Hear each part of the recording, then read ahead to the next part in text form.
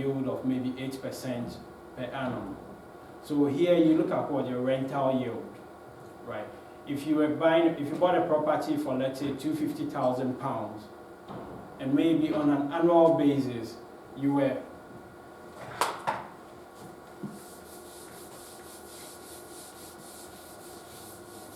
if your property price is, let's say, £250,000, and your annual rental income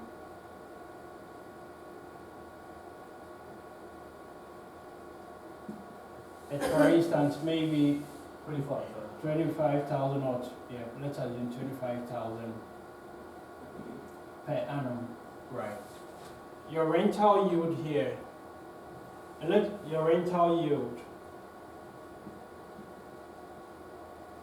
will simply be your annual rental income divided by what? The property price, which is 25,000 divided by 250,000. And it's what? 10%. Right. So in this case, your rental yield on this property is what? 10%. So if you were to be going into a development, or you are a property investor, you could tell yourself, okay, I want to be able to generate a rental yield of what? A minimum of 8%.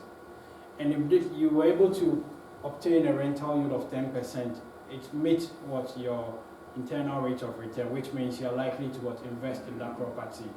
But if you calculated your rental yield and it was lower, you then need to make the decision whether you really want to make that investment. You get it?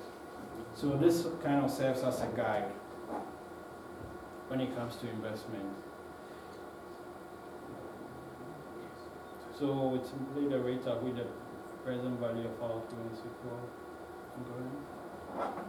So a simple question, is it better to receive £1,000 now or £275 in 4 annual payments? 1,000 now.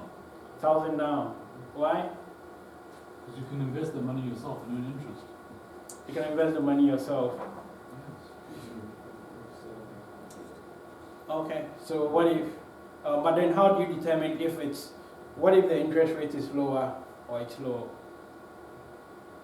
Okay, then it doesn't matter. Oh, yeah, it does still matter. Well, I mean, in a way, you're right. You're right. Because, I mean, it all depends on what your interest rate is. Yes, if it's a high interest rate, I want the money now, so I can invest it. Exactly. So the decision on whether to receive £1,000 now, or maybe receive maybe $275 in annual payment, all depends on what the interest rate, in terms of what interest are you getting on that investment. The question is like, if I'm not investing the £1,000 that I'm interested to take now, rather than if I put the amount in the bank and generate 275 per quarter, that's better because £100 extra at the end of the year.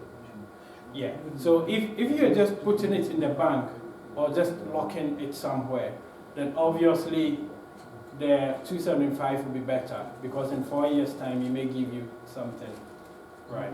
But I mean, if you were to be investing it, or probably have some sort of option for it, where then you need to look at, okay, what interest would that £1,000 give me on an annual basis? How does it compare to the 275 at the end of what, the 4 years? So typically, when you have such a scenario,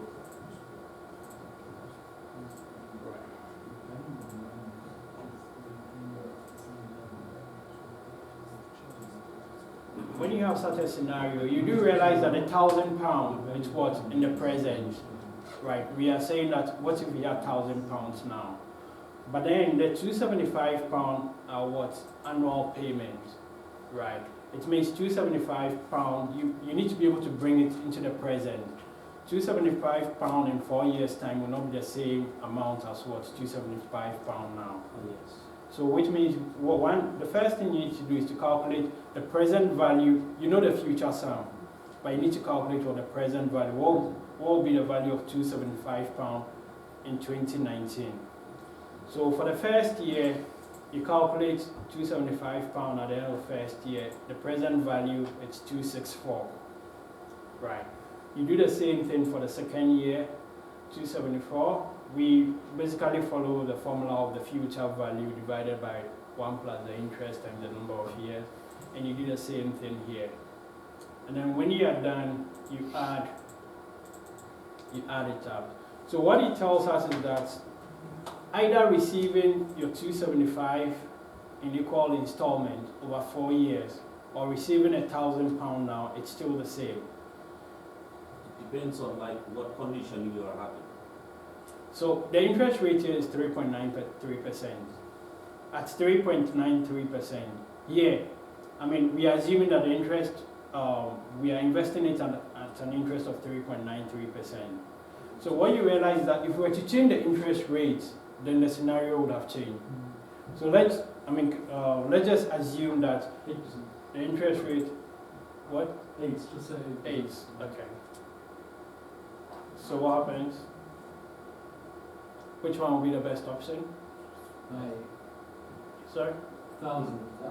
So yeah, I mean, 1,000, if we are to be investing at 8%, then it would be best to have it 1,000 and go invest it now. If we are to be doing an investment, if the interest rate was maybe 1%, right, it would be best towards receive your annual payment, because all it means is that if you invest 1,000 at 1% in 4 years' time, you're most likely to get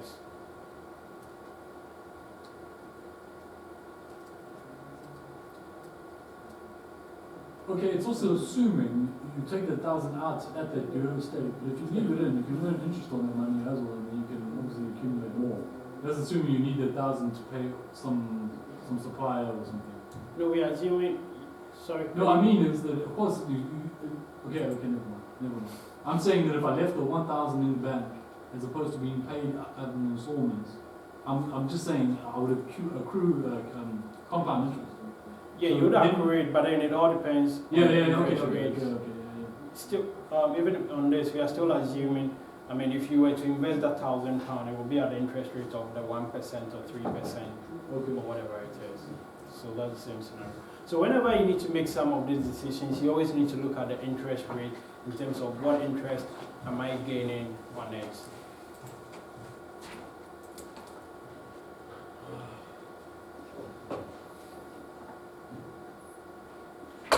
So basically, I mean, we've been able to analyze making a decision of either receiving one payment now or in 4 equal payments over 4 months' time.